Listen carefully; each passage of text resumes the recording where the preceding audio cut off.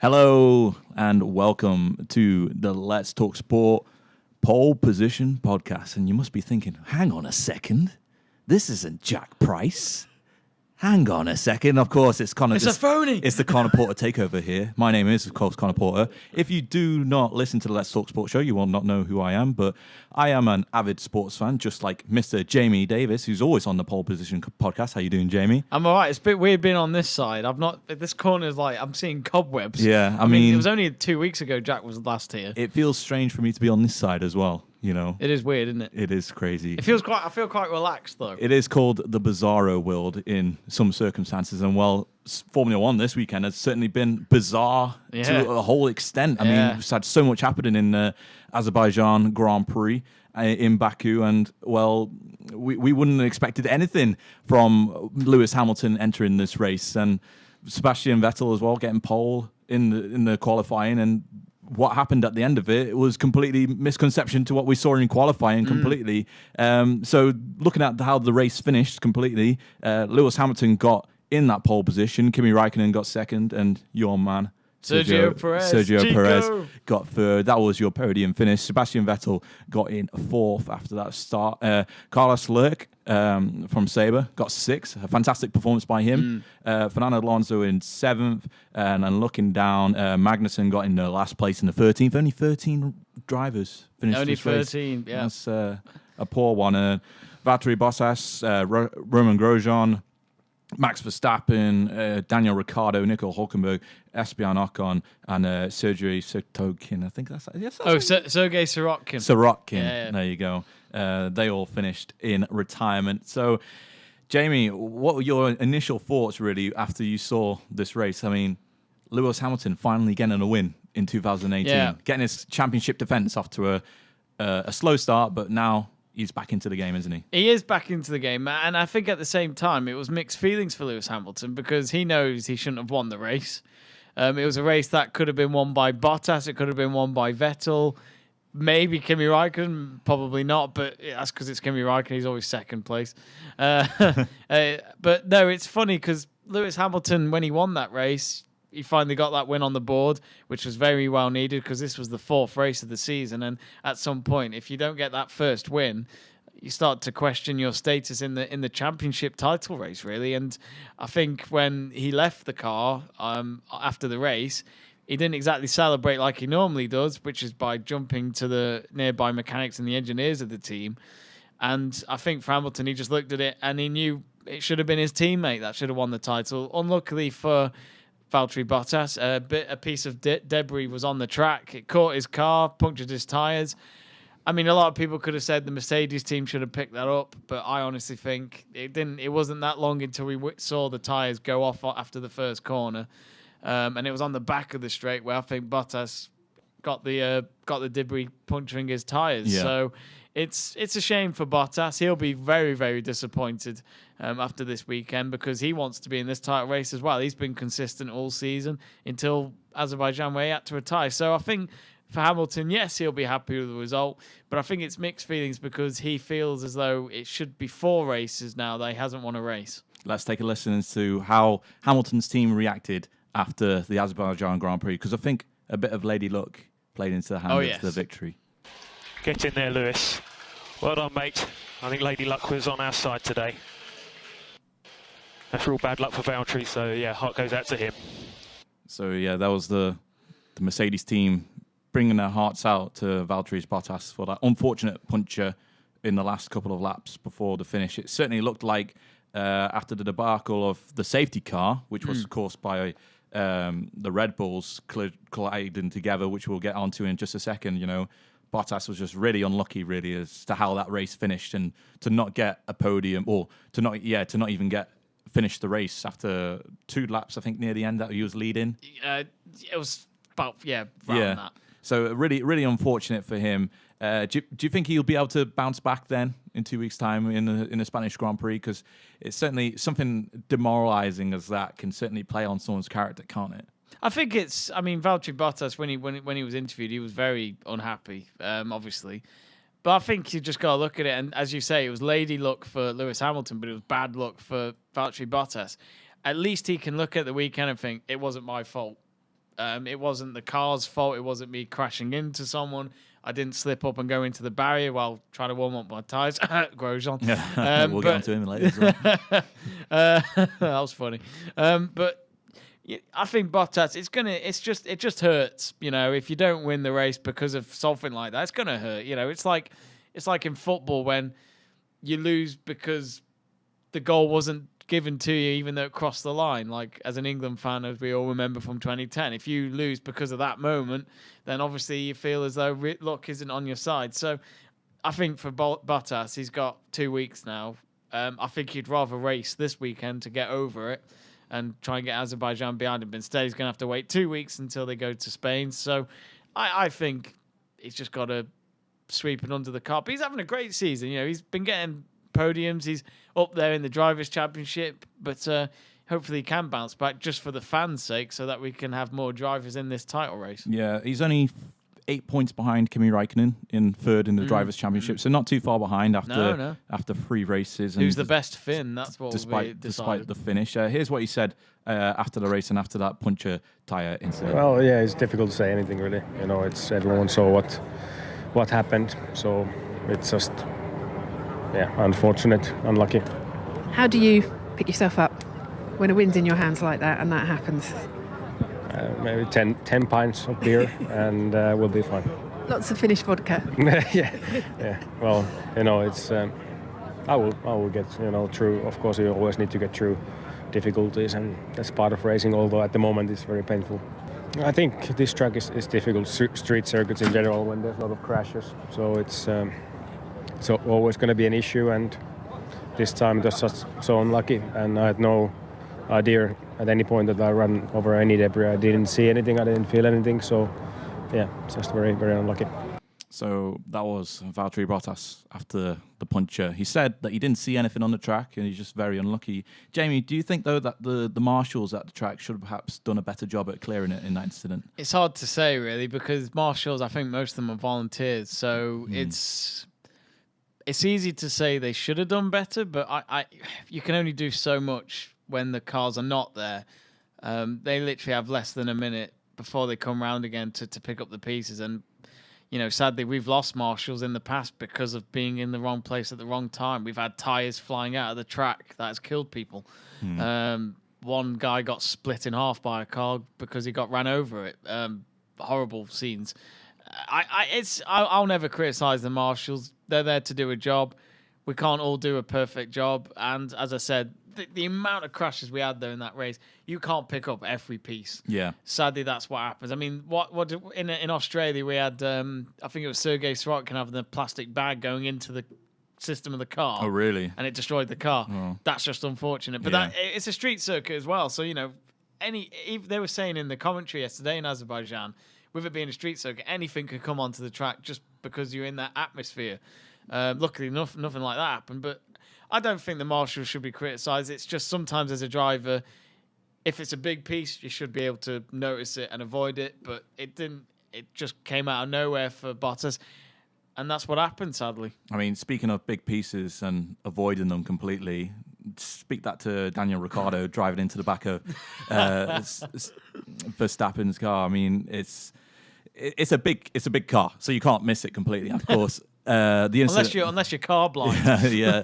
The incident that we're talking about, if you have missed the Azerbaijan Grand Prix, was when Ricciardo looked to do a maneuver and go around the outside of Verstappen, his teammate, but then drove inside almost immediately. Didn't fool Verstappen whatsoever, and then approaching that first corner, sadly, Verstappen was still in that racing line and bang, straight into the back of him. They drove down into the runway of the off track, and that was it for Red Bull. Another occasion where at least, on this occasion, at least one of their drivers has, I think, is it at least one of their drivers hasn't finished a race now for every single race in the season? No. They've both finished races. Yeah. I think obviously Ricciardo won the Chinese Grand Prix. Yeah. The Grand Prix before Azerbaijan, and Verstappen has finished. It's just both drivers have missed 2 races. Yeah. And so as in they've had 2 races out the 4 that they've had to retire. In Bahrain, they had a double retirement, and this one. So for Red Bull, even though they've got that first race win this season, it's actually looking quite it still looks really bad for them, because the likes of Christian Horner, Adrian Newey, Dr. Helmut Marko will be looking at the team and think, we may have one win under our belt, but there's 2 races there that, well, one of them could have been avoided. Yeah. And that was because of their error. It was strange watching it. I throughout the race they were racing against each other, and it was fantastic. It was like Vettel versus Webber. It was like Nico Rosberg against Hamilton in Bahrain of 2014, where you want them to race, even though for the money and the team and the crew behind them that have spent hours fixing and getting the car ready for race day. The last thing they want, if you're part of the management team, is your teammates to collide. And you could see it throughout the race. I kept saying they're going to collide. It's going to happen, because they're both racers. They want to be number one. Aren't they? They are. And Verstappen is a very risky driver, but that's what makes him a potential world champion. Daniel Ricciardo knows what it takes to win races as well. And sadly for Ricciardo yesterday, he's the man responsible for what happened. I can't see it being Verstappen's fault. He went on the outside, as you mentioned, and Ricciardo, in my eyes, should commit to that. They always say you should commit to the move when you take it.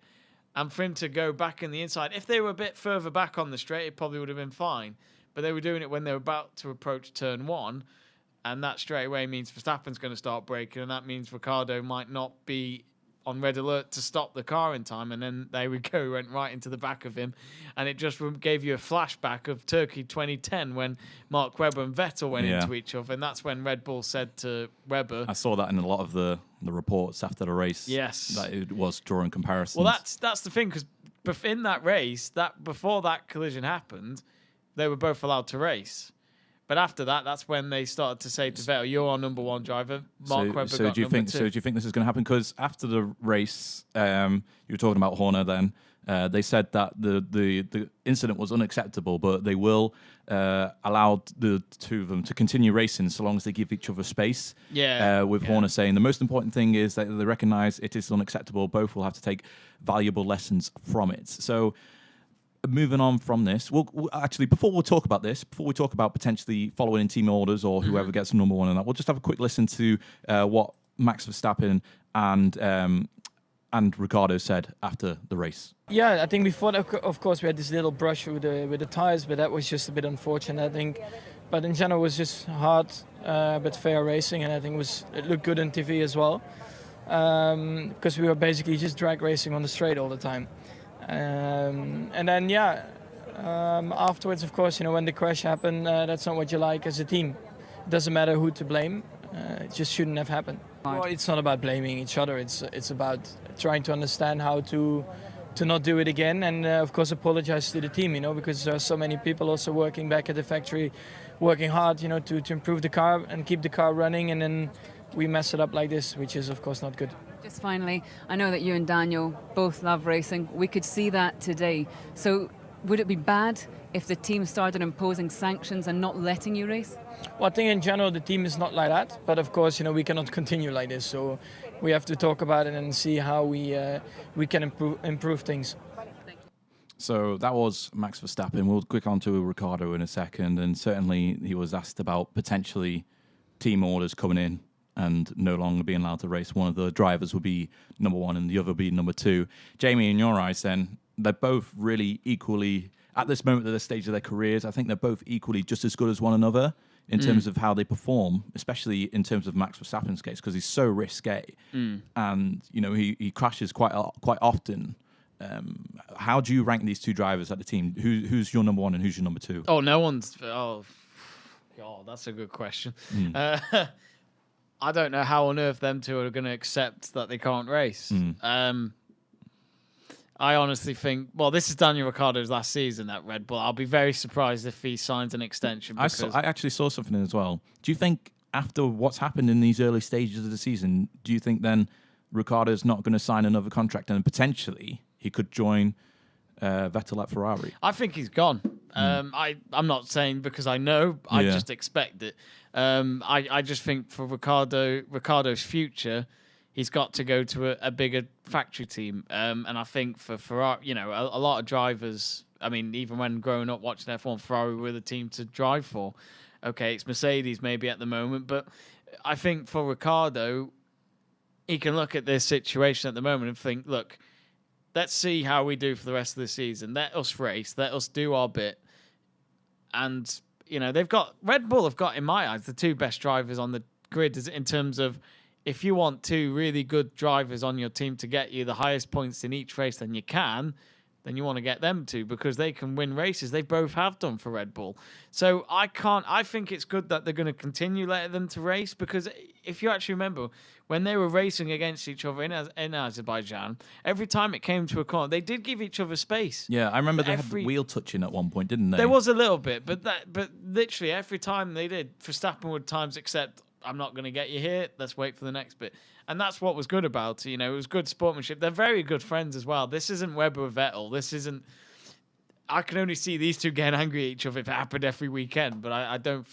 I say that, touch wood, I don't see that happening every weekend just because there's too much money for Red Bull to lose, and especially the crew back in Milton Keynes. So I can't pick a number 1 out of them 2. I think maybe Daniel Ricciardo if I had to pick one, but that's only by literally a whisker. So I think that's just because it's his last season. Verstappen signed a contract last year till 2021, I think. So I think in terms of the future, Ricciardo can look at this and think, look, if we don't have a chance to win the World Championship, then I am going to go. Why should I stay with Red Bull? Yeah, I think you're definitely right. I think Ricciardo has to be in that number 1 position because he's already shown so far throughout the season that he's a strong racer and he's already got that pole win. Sorry, not pole win. That win in the Chinese Grand Prix. Let's have a listen to what he said after the Azerbaijan race.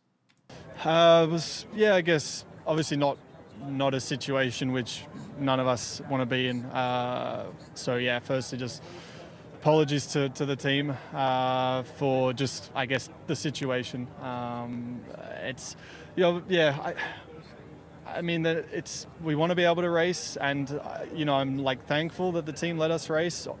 But when this happens, it's like, what do we do? But I want to be able to race, and that's that. I know we touched already earlier in the race, and that's maybe at some point, I don't know what we could have done different, but I had obviously tried the outside multiple times. It eventually worked, but there was always a risk on the outside. That tyre barrier is getting closer and closer, and I thought, all right, well, let's try something different this time. And initially, when I came out, then came back, I thought there was some space on the inside, and then that felt like it closed up pretty quickly. So I'll watch a few more replays, but I've probably not the best time to comment on it. I think just sorry for the team that both cars are out, and I know everyone's pretty heartbroken. So it's a shame, and I apologize. It was close, but obviously we touched. But up until then, we kept both cars on track. So yeah, I guess so. When we touched in turn 1, when I was on the outside, to be honest, you don't see anything on the inside. So once, I guess, Max is in the blind spot, I'm just looking at how close the tyre wall is. So I'm trying to get as close to that as possible, knowing that I've given him as much room as possible. But you kind of just hold on and just hope that you don't get, hit on the side. But we touched a bit later, so that was, I guess, okay. But yeah, it was just a bit of a chaotic race, and we'll look over it. But for now, just obviously the team's pretty heartbroken. That was Daniel Ricciardo saying that Red Bull was pretty heartbroken from what happened in the Azerbaijan Grand Prix, and I'm pretty certain that a lot of mechanics and people in the factories that are producing these Formula One cars would be pretty heartbroken as well to not see anything really pay off, because there's a lot of money for a team to spend. Oh yeah, I mean, it's crazy to think, you go all the way to Azerbaijan as well, all that traveling, all moving the cars, etc., all the parts, then getting the crew there, and then what people also need to remember as well, when the races happen, they've got people in the offices back at HQ doing stuff, data and all that as well. So it's not just when they're at the race, there's people working back in the factory at the same time, finding out the information for the next race, etc. So yeah, for Red Bull, there's over 800 people. I mean, what really inspires me as well is that when you go on YouTube, you watch when Red Bull were world champions, Christian Horner would literally have the whole team in front of him in the factory and address the whole team and say, well done for your achievements. And you look at them all and you do think, this is, okay, it's everyone's job, But this is what F1's all about. You've got to get the highest finish you can get because it's more money for the team and it helps you in the future for the team as well. So yeah, it's a real shame, but Red Bull are probably worried that it's going to be a Vettel-Webber partnership. They're like, oh God, no, not more crashes, not more crashes. Not this awkwardness of Webber, he's number 2, you're number 2.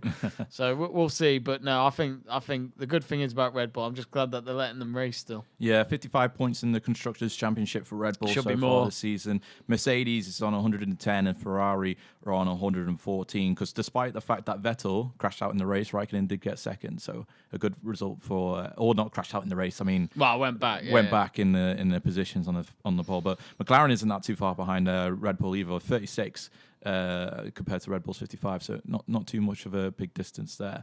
Let's move on to Ferrari and Mr. Sebastian Vettel himself. Of course, he had that very aggressive mood near the end of the race where he tried to push on towards Bottas on the turn 1 corner. A lot of things happened on the turn 1 corner. Yeah, turn 1 had everything. Yeah, he pushed on and his wheels locked up on the turn, so he completely oversteered and almost hit the barrier as he was coming back onto the track, but Bottas passed him. The wheel got a puncture because of so much rubber being burnt, or almost get a puncture, but it was at risk of getting a puncture.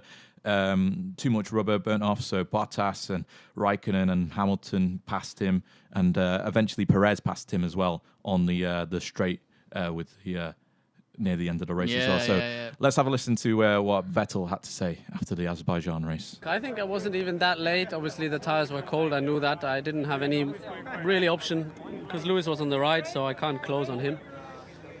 And Valtteri was ahead of me and he left a gap. I think it was very difficult then to... Honestly, I was surprised. Judging the braking was really difficult because I couldn't see where I was. I had 2 cars to the right of me, one nearly side by side, one right ahead and then side by side. And there's not much reference points on the left, but yeah, you don't go through different scenarios. I think the restart was fine. I was there at the end of the straight, so I had a bit of wheel slip initially, otherwise could have been closer, but it was like that. I think in the end, there's... I don't know, probably 50 laps or 47 laps of positive and maybe half or 1 turn without a positive note. It's part of the game. Without safety car today would have been easier for us, but that's how it was. Well, I don't know, but honestly, yes, I think with that flat spot, I tried to get back the Force India. But first I had to reshuffle a little bit and understand what the car balance was like with that flat spot. But yeah, a bit of a shame to lose out. They were quite quick on the straights. Then he had the tow from the cars ahead and I had not really a chance to try something. Bit of a shame. Bit of a shame indeed for Sebastian Vettel. Good chance for him to try and get another win underneath his belt. Would have been his 3rd of the season, but manages to fall out of the podium races completely and finishes in 4th. What are your thoughts really on Vettel's movement there? Because he made the complaint that there was no real indication as to the corner coming up on the left-hand side, and that was the only markings that he had. Whereas it's clear as day on the right-hand side because that's the racing line that a lot of drivers take. So, what are your thoughts on really Sebastian Vettel using that really as an excuse as to why he performed that corner badly? I don't know. I mean, it's funny. He said it. I don't know if he said it in that interview, but he said in another interview at least that he had cold tires and he just thought he'd go for it. And it's just like, well, obviously it's a recipe for disaster because if you've got cold tires and you're trying to overtake the leader on the first corner by braking really late and all that, it's just, you're asking for it. Obviously, you don't get much grip either. So I think really Vettel looked at that moment and thought, this is win or lose. If I don't make it out of it, then obviously I lose. If I somehow overtake Bottas, I've won this race. Because there was only a handful of laps remaining. And obviously with it being a street circuit, that means the opportunities of overtaking is very, very slim. I think he might be using excuses there. Vettel knows he should have won the race. He dominated the race for the first 20 laps at least. And he was 9 seconds ahead of Hamilton at one point, which really showed how powerful that Ferrari is this year. And okay, Vettel's having just as good of a start as he did 12 months ago after 4 races where he was top of the championship. I know Hamilton is now, but Vettel is having moments again where he could easily slip up and just miss out on the podium. And with Hamilton winning, that really is you could say a shot to the foot there. But it's early days. I think at the moment Vettel's confident because the car has so far been more impressive than Mercedes. Yeah, you were talking about how quick the cars were. Mercedes actually had the quickest lap on. They did, yeah. Hamilton just would not stop recording fastest laps. Yeah. Even though he was always like 8 seconds behind Vettel, you wouldn't think that when every time you looked at the graphics at the top, purple lap, there we go. Oh, it's Lewis Hamilton again. Oh, Lewis Hamilton just gone. Oh, it's Hamilton again, which just shows how talented he is. He's a great driver. Yeah, now Vettel finds himself 4 points behind Lewis Hamilton in the Drivers' Championships. Lewis Hamilton on 70 and Sebastian Vettel on 66.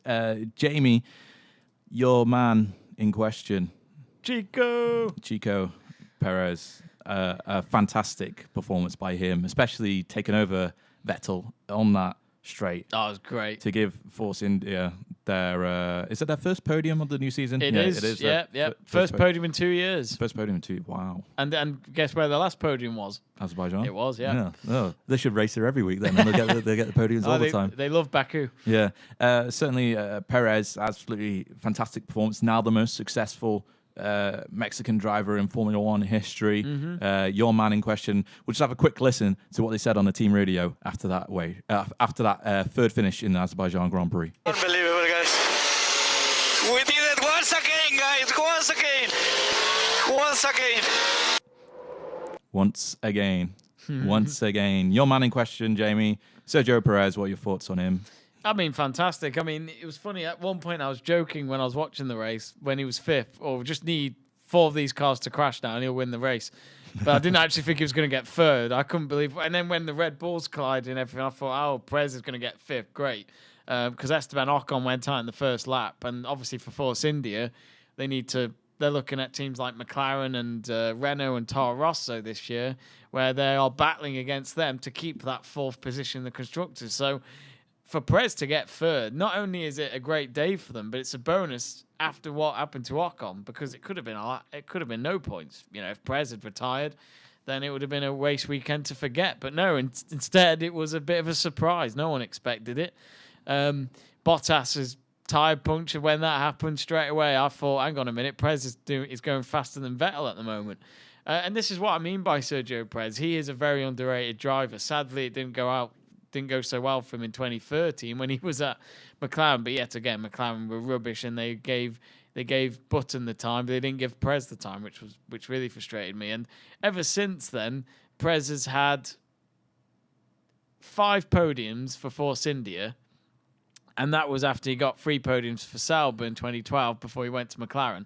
That's what got him the McLaren deal, because of how well he did in 2012, and that replaced Lewis Hamilton when he went to Mercedes. And what really annoyed me is that Perez is doing it again, but yeah, again, he's not going to get recognised because of other drivers, sadly. But no, it's fantastic. Perez is no doubt the best driver Force India have ever had. I'm expecting the comments now against me because of my friends. But you know, he's the most successful driver in Azerbaijan Grand Prix history as well. Which is a crazy fact. This is awesome. Probably won't last. Hamilton will win it next year, then that'll be it. Yeah. I mean, you're not Mexican, are you? That's all. That's the only word I know. Other drivers that didn't particularly have a good day. That was it. I meant C. Other drivers that didn't particularly have a good day. Grosjean spinning out during his warm-up and Hulkenberg crashing out as well. I mean, unfortunate for those 2 drivers, really, especially Grosjean behind the safety car crashing out whilst warming up his tyres. I mean, what are your thoughts on those 2 moving them forward, really? Well, Nico Hulkenberg and Azerbaijan is like a relationship that's not really got any love in it. There's just no love between him and Azerbaijan. He does not like Baku. Last year, he did a simple error in which his front right tyre caught the barrier when he was going through the castle. I don't know what the castle's called. Maiden Tower, sorry. The iconic building in Baku. And it's really tight, but for the drivers, at their standard, they should get through it cleanly without any damage. Hulkenberg made an error last year, and he went out the race. And this time, he lost his steering, lost control of the car, and then the back of his car hit the barrier, and that was it. So the last 2 years, he's had 2 DNFs, and yeah, Azerbaijan's not been great for Hulkenberg. It's a shame for him. He's been consistently in the mid-table all season round, and that was his first retirement of the season. But for Grosjean, I feel really sorry for Grosjean. Haas have had a really strange season so far. They're very good, But obviously, the double retirement they had in Australia, no thanks to their pit crew. You have to put the blame to someone. I know they didn't mean it, but sadly that's F1. Whoever makes the mistake could lose their job for it. But for Grosjean, in qualifying, he had a gearbox problem, and he cried when he parked the car. He cried because that to me is a sign that he hasn't got many chances left. He's got to prove himself at Haas. I reckon something's been said in a meeting where, this is your last season unless you prove us right.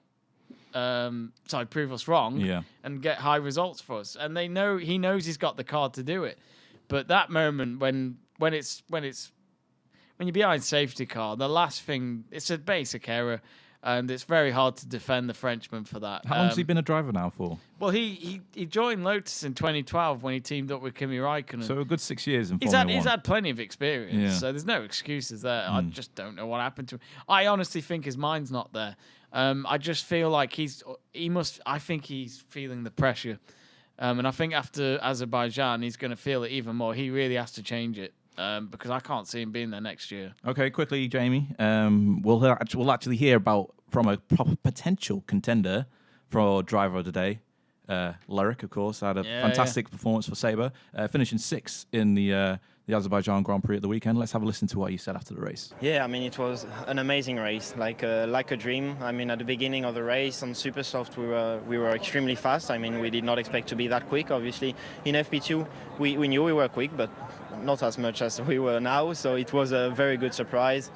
Then I mean, at the end of the race, we were a little bit slower than at the beginning of the race, which is a little bit of a shame. But at the end, I mean, P6, I'm not going to complain. We'll work and try to work for the low fuel pace. But at the end, it's an amazing day for us. Yeah, I mean, I think it's the way forward for everyone to always look, even in the positive times, to look at the negatives and try to work from there to improve. So that's how I've always looked at it in my career, and that's how I still look at it. So that was Lyric or Leclerc, if you want to be French about it. A commentator said yesterday Leclerc, and I'm like, where's the A? Leclerc. What?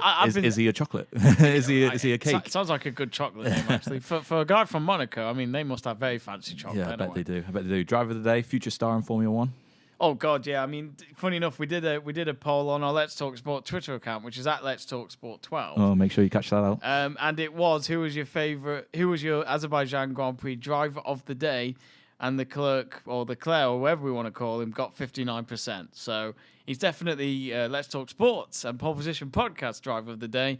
And yeah, he's been linked to Ferrari all season. To get 6th for Sauber have never had a better finish. For a few years now, since Perez actually, and it's what they need, and it's great because all these teams now are getting the points. Even if you come last, at least the last team in the constructors will get points. So no, it's a great drive, and hey, who knows? It could even do better later on this season. Sauber look promising at the moment. Yeah, 10 points in the constructors championship, as you mentioned there, Jamie.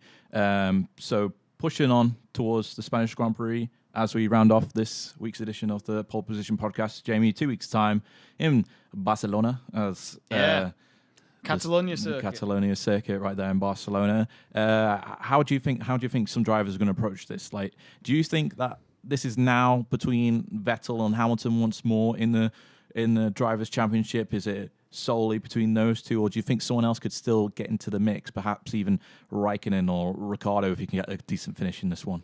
I don't know how to predict these races now because I mean, after 30 laps or so in Sunday's race, I thought it was going to be a simple Vettel win, and for once we've actually had a boring race this season. But no, I don't know how to predict it. It's been really unpredictable. You know what? I'd love to see just a new winner in this next Grand Prix. We've had 3 different winners in the first 4 races. Let's see Bottas win. Let's see Verstappen win. Let's see Raikkonen win. Let's see one of these win this time. I mean, it would be certainly something if Verstappen gets a win after what's happened this week. If Verstappen gets a win, if Red Bull get 1 and 2, that would be what a turnaround that would be. That will. Christian Horner will be immensely proud if that happens. Yeah. He'll give them a kiss on the cheek, I'm sure, even on the lips. Hey, get the cameras out. But no, I can't predict it. I'm not sure who's going to win. I'd imagine Ferrari or Mercedes will be up there again to try and get pole, but it's all about the race at the end of the day, and we're learning from these pole positions that it's not always the set on stone, you could say. And that has been this week's edition of the Pole Position Podcast. How do you think I've done, Jamie? You've done great. Fill in in for Jack. Jack's not coming back. Oh, okay. Well, those are Jamie's words, not mine. He's lost his job. Jamie's words, not mine. Anyway, thank you very much for listening to this. Before we go, I do apologise that our camera went off with the last minute of the show, but sadly our battery run out. Well, you can't see me and Jamie waving goodbye, but we are waving goodbye at the camera, but it's off. But yeah, thank you very much for listening to this week's edition of the Pole Position Podcast. Make sure you like this video and subscribe for more Let's Talk Sport content on our YouTube channel, and be sure to hit that notification bell to make sure that you're alerted for any other videos that are posted up on this channel. So it's a goodbye from me and it's a goodbye from Jamie. So long. And we will see you in, is it going to be the week's time for the preview? Or no, it's not going to be 2 weeks' time. I'm not here, so I'm not sure. Are you not going to be in 2 weeks' time for 2 weeks' time? Oh, Barcelona? No, I don't think I will be. No. Maybe you'll hear me again then. We'll see you soon anyway for the next edition of the Pole Position Podcast.